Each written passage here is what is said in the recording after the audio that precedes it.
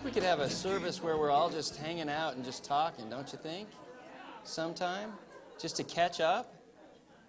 I think too many times we've got so many things going on that we just get here to church and we barely have 5 minutes to catch up, and then some guy's got to interrupt all that and break into your happy conversations. Well, welcome to fellowship. It's a great day, last day of warm weather till March. I don't know if you saw it coming in. It's over. It's over. It's been quite a week, hasn't it? At least for me. My goodness. Elections. Man, are you glad you're not going to have to listen to another ad or another phone call for probably 4 or 5 weeks till they start it up for the next 2 years? Ugh, my goodness. Well, it's been, just a crazy week, too. I was out playing basketball on Tuesday, and, man, I'm just getting old. I can't help it. I don't know. Got one of our players, he shouldered me in the ribs, and, man, my wife's been putting up with me. I'm just moaning around the house, kind of trying to breathe and stuff, and then I do things like overeat, so it's pushing on both sides of the ribs. You know, it's pushing out and pushing. Oh, it's terrible. Oh, and with the elections, how many of you think that after all those promises that have been given for the elections, how many of you feel fairly confident that all those promises are going to be kept? Go ahead and raise your hand. Right away. Wow. See, that's amazing. I would have to say that my faith personally in the political establishment is shaken just a little bit, and who knows? But today we're going to be talking about faith's fear factor. That's what I decided to call this. And one thing you have to know, see, Pastor Dave and I, we don't do things the same way, and so you got to look in your bulletin. You've got to fill out the thing. He's got just blank lines. I got things you got to fill in and stuff, and this is kind of the teacher coming out. So pull one of those babies out. If you don't, and Chris is right back there ready to give you a pencil. Look at him. He didn't. Yeah. If you need a pencil or something, we're going to fill those things in. This is kind of, see, I have to do that because I have to start out with an outline, and then I take away some of the words so that you stay engaged a little bit as we go along. But how many of you have seen the show, or you watched or heard about it, the show Fear Factor? I mean, you see that? Yeah. There's a few little scenes from it.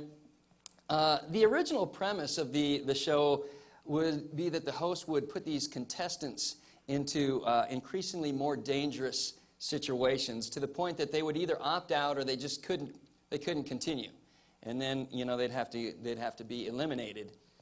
But I don't know. As the seasons progressed, it became less and less about fear and more about like what the contestants could stomach. Just they would be like in vats of worms, and they had to swim through with their mouth open or something. I don't know. Gross factor, I think, would have been a better term for that as it went on. But I've told this to my physics student. By the way, I teach up at high school. I teach physics and chemistry. And I thought the best show ever would be called Physics Fear Factor. And a typical event would be where you had to actually calculate out, like there'd be, this drop-off and a pool, maybe 10 feet out. And you had, 50 feet above the pool, and there's shards of glass or, barbed wire there. And you would have to calculate how fast you would have to run to get in there, and then, so you'd be at the end, and then they would have one of those little radar detectors at the end, so that as you're going, right when you leaped off, you'd know whether or not you're going to make it or not. Just, no! I don't know. I think it'd be a winner. Maybe on the Discovery Channel or something. But anyway, in any case, the contestant who was able to navigate successfully through all the stunts and in the shortest amount of time, he was declared the winner with the phrase, "Fear is not a factor for you." And I thought that was interesting. Spiritually speaking, I think probably the opposite of fear is faith. And sometimes I think fear can be so overwhelming in our lives that it can paralyze us. but faith can spur us on to actions that we never thought were possible. And so I wonder this morning, which one is a factor in your life? Is faith a factor in your life, or is fear a factor in your life? I know in my life there's been events that have shaken my faith, shaken it to the core. And I wonder if that's the same with you. I think in all of our lives, we experience events and circumstances that can tend to shake our faith. And so the question is this morning, are there any strategies or ideas that we can hang on to that can restore our faith once it's been shaken? And just to give you an example of what I'm talking about, last summer, I went hiking. We went backpacking, and it was me and Keith McCutcheon and my son Caleb. Keith, see if, yeah, okay. So, and we started here. This is Trappers Lake. And we made this loop all the way around here. I think it was somewhere around 40 miles. Okay, it wasn't 40 miles. It was about 15, but it felt like 40 miles. That would make this lake about, 5 miles long, but it was more like a quarter mile or something. Anyway, I want you to look at this, and it's hard to see, but this is, we started out right here at the trailhead, and we got here, and you're looking across, and I don't know if you can see this little scoop out mountain right there. That's this over here. So there we are looking across. There's this guy, that thing's right there, and you can see it's called the amphitheater right there. Beautiful. Okay, and then we went a little further. Go ahead. Yeah, and this is where we camped the first night. Something about 20 miles later. Okay, 5 miles, I think. So this is Parvin Lake. And there we are setting up our tents. And there's the lake in the background. And there's Keith and Caleb fishing. And there's the lake. And it was nice. And I don't know if you can see this. This is a valley right here. And on either side of the valley are the flat tops. Okay, and then coming out of this lake the next morning, we climbed vertically probably, 9,000 feet, something like that. But we got to about here. Go ahead, Keith. Yeah. And this is looking back at the lake where we were just that morning, and it's way down there, and way over here. I don't know if you can see it. That's Trappers Lake. But you can I like looking at maps and seeing what they're like. Like, see this slope coming in here? That's this slope right here on the other side of that lake, and this one coming here is this one coming out right there. So you can kind of see the topography. Sometimes it's hard to read a topographic map or whatever, but you can see how they're all arranged. And so we got up here, and there's this junction right here. And we're right there, and there's this little lake, and here we are, and there's a backpack over there, and I don't know if you can see it. There's the path going up this way, okay? And it's coming right to this junction. And we got the map. Keith brought the map, and we had our compasses with us and things. And we got to this junction, and things started going down. Oh, the other thing we saw was clear evidence of Bigfoot right there. I don't know if he's... this is my foot, and it was clear as day. We got out of there because he was... I don't know. It's crazy. There's another one up here. Anyway, we know he's up there. Anyway, so we got to this junction, and there's the signpost. And it's interesting because there are 2 numbers of the trail that we were on and what this one was supposed to be about. And this signpost didn't have those 2 numbers on it. This signpost had 2 different numbers.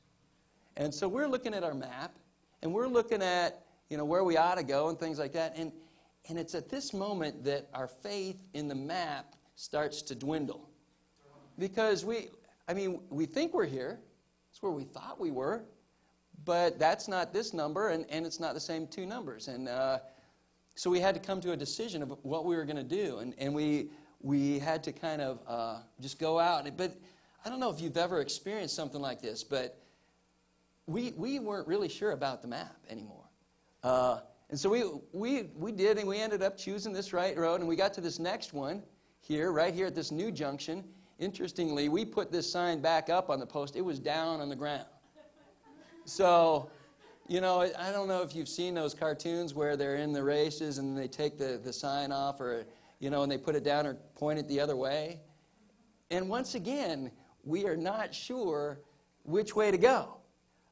We're pretty sure, But have you ever gotten to the point where you're second-guessing yourself?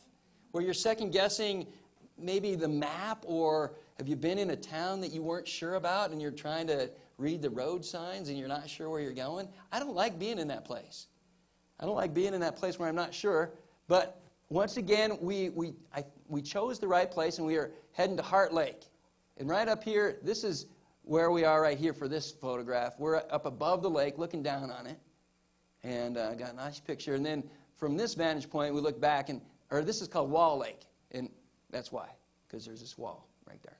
I figured that out. And so that's where we set up camp for our second night. And things went great again. And so then and we did some fishing. I should have put up, Keith had this monstrous fish. It was amazing. He got it here. But we'll just let you imagine. Huge. So then the next day we get up and we're going on, and we look out over the valley, and here, can you see this U shape right there?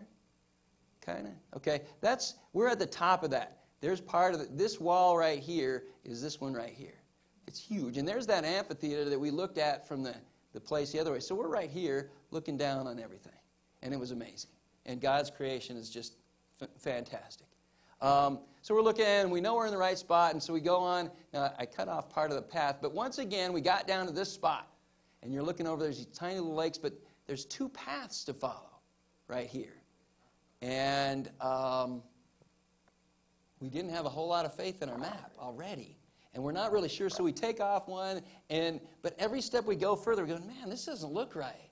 This is not right. And eventually, we're somewhere around in here. If this map was further over here, we're over here, and we just go, this isn't right. So we just started taking off not on any trail, which was really smart. It was really good.